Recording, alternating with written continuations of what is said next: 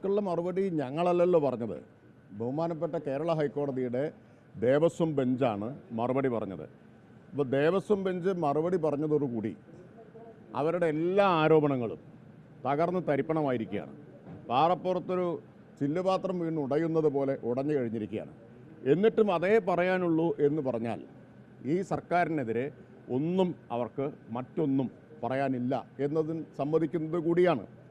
ഇപ്പോൾ ഞാൻ കഴിഞ്ഞ ദിവസം അസംബ്ലി പറഞ്ഞു, 5 വർഷം പിന്നിട്ടപ്പോൾ ഒരു അവിശ്വാസ പ്രമേയം പോലും കൊണ്ടുവരാൻ പ്രതിപക്ഷത്തിനായില്ല എന്ന് പറഞ്ഞാൽ അവിശ്വാസം രേഖപ്പെടുത്താവുന്ന എന്തെങ്കിലും ഒന്ന് അവതരിപ്പിക്കാനില്ല എന്നുള്ളത് കൊണ്ടാണല്ലോ. ഇപ്പോൾ പ്രതിപക്ഷത്തിന് പോലും അവിശ്വാസം രേഖപ്പെടുത്താൻ കഴിയാത്ത ഒരു സർക്കാരാണ് ഈ സർക്കാർ എന്നാണത് കാണിക്കുന്നത്.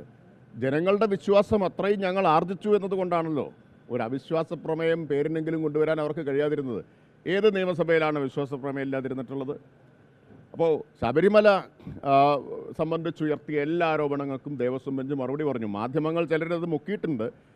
തങ്ങൾക്ക് ആവശ്യമുള്ളത് സിംഗിൾ ബെഞ്ച്, ഇതിനെക്കുറിച്ചൊന്നും അറിയാത്ത സിംഗിൾ ബെഞ്ച് എന്ന് ഹൈക്കോടതി ഡിവിഷൻ ബെഞ്ച് തന്നെ പറഞ്ഞു. അവർ പറഞ്ഞത് 1-ാം പേജിലും ഡിവിഷൻ ബെഞ്ച്, ദേവസ്വം ബെഞ്ച്, അതാണ് ശ്രദ്ധിക്കേണ്ടത്. ദേവസ്വം ബെഞ്ച് പറഞ്ഞത് എന്താ? കൃത്യമായിട്ടാണ് അന്വേഷണം, കുറ്റമറ്റ അന്വേഷണമാണ്, പൂർണ്ണ വിശ്വാസം അന്വേഷണത്തിലുണ്ട്. ഞങ്ങളുടെ മുൻഗണന അവർക്ക് ജാമ്യം കിട്ടുമോ കിട്ടില്ല എന്നുള്ളതിലല്ല, അവർ ശിക്ഷിക്കപ്പെടുമോ എന്നതിലാണ്. ഇവരാവശ്യപ്പെടുന്നത് പോലെ ധൃതി പിടിച്ച് കുറ്റപത്രം സമർപ്പിച്ചാൽ വിചാരണയിൽ പ്രതികൾ രക്ഷപ്പെട്ടു പോകും, ഒരു പ്രതിയും രക്ഷപ്പെടരുത് എന്നാണ് ഞങ്ങൾ കണക്കാക്കുന്നത് എന്ന് പറഞ്ഞതാരാ? 2-അംഗ ദേവസ്വം ഡിവിഷൻ ബെഞ്ച് ഹൈക്കോടതിയുടെ. അപ്പോൾ പ്രതിപക്ഷത്തിൻ്റെ യഥാർത്ഥത്തിലുള്ള ഉദ്ദേശം എന്താ? പ്രതികൾ രക്ഷപ്പെട്ടു പോയിക്കോട്ടെ എന്നാണോ? ഒരു തട്ടിക്കൂട്ട് കുറ്റപത്രം സമർപ്പിച്ച് പ്രതികൾക്ക് വിചാരണയിൽ രക്ഷപ്പെടാൻ പഴുതൊരുക്കണം എന്നതാണോ ഇവരുദ്ദേശിക്കുന്നത്? അപ്പോൾ ഹൈക്കോടതിയെയാണോ വിശ്വസിക്കേണ്ടത്? പ്രതിപക്ഷ നേതാവിനെയാണോ വിശ്വസിക്കേണ്ടത്?